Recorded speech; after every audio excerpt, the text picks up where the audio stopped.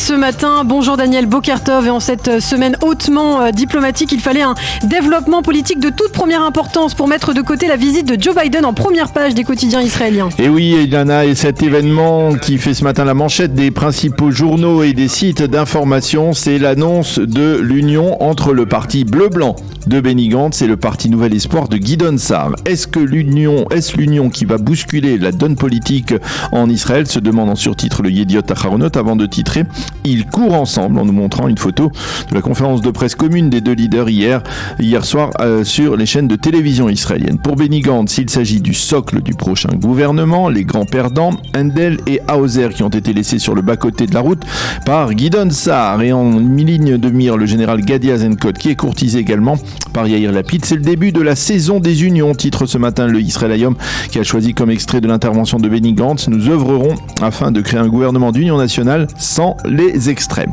Le Israël Hayom consacre lui un titre à l'accord de compromis entre le tribunal de district de Jérusalem et le député Amichai Shiki, un accord qui va permettre à ce dernier, issu d'Yamina, de quitter ce parti pour rejoindre les rangs d'un parti existant, probablement le Likoud, vers un gouvernement qui unit le peuple, titre pour sa part le Haaretz en citant Benny Gantz ce matin.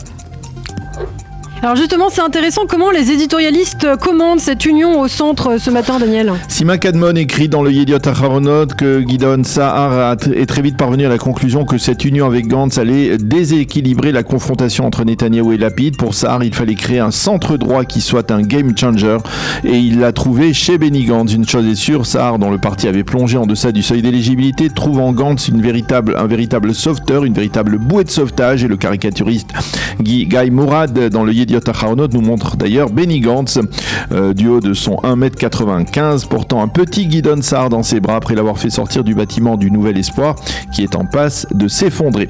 Dans le Israël Hayom, Yehuda Schlesinger résume cette alliance ainsi: Gantz espère prendre part à la confrontation entre Netanyahou et Lapid aux prochaines élections.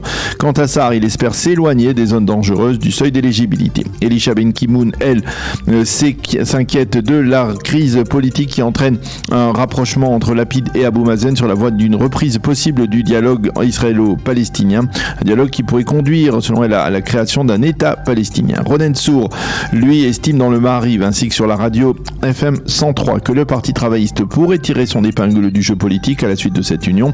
Ravit Hert dans le Haaretz écrit que Benny Gantz croit fermement en une alliance entre lui et les orthodoxes, mais il prend, selon elle, ses rêves pour des réalités.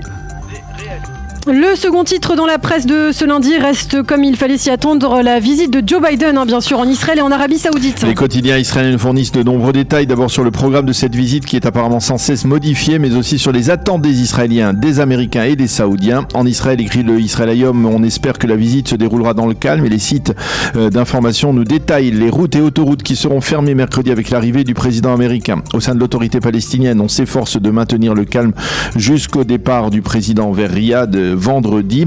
Côté israélien, on espère que cette visite accélérera la procédure de normalisation avec les Saoudiens. Le Yediot Aharonot nous montre les rues de Jérusalem pavoisées aux couleurs des États-Unis et d'Israël, et le quotidien écrit que l'une des priorités de Joe Biden sera de prouver la chaleur des relations entre Israël et les États-Unis. Et on se penche à ce qu'écrivent les éditorialistes ce matin autour de la visite de Joe Biden. Pour Nahum Barnea dans le Yediot Aharonot, cette visite est une occasion pour comprendre les limites des grandes puissances comme les États-Unis. Biden peut certes apporter de l'argent au Moyen-Orient, mais au bout du compte, l'équation est simple. Celui qui veut neutraliser l'Iran devra coopérer avec Israël, que les Américains soient présents ou non.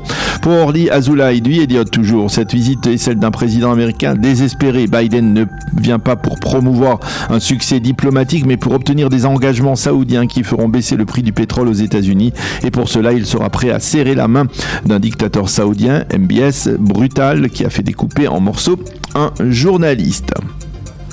Et on trouve ce matin le même type d'appréciation dans le Israël Hayom. Effectivement, pour Ariel Kahana dans le Israël Hayom, la visite de Joe Biden en Israël n'est rien d'autre qu'une escale du président américain sur la route de Riyad, là où se trouve la clé de la baisse des prix de l'or noir. Et pour cela, il est prêt, donc, Joe Biden, à baisser les yeux devant Mohammed Ibn Salman. Pour Oded Granon, le spécialiste du monde arabe du Israël Hayom, l'alliance que Biden va tenter de former entre les pays sunnites du Golfe, les Américains et Israël n'aura rien à voir avec un OTAN moyen-oriental. Selon lui, il s'agit s'agit là d'un rêve qui ne se concrétisera pas.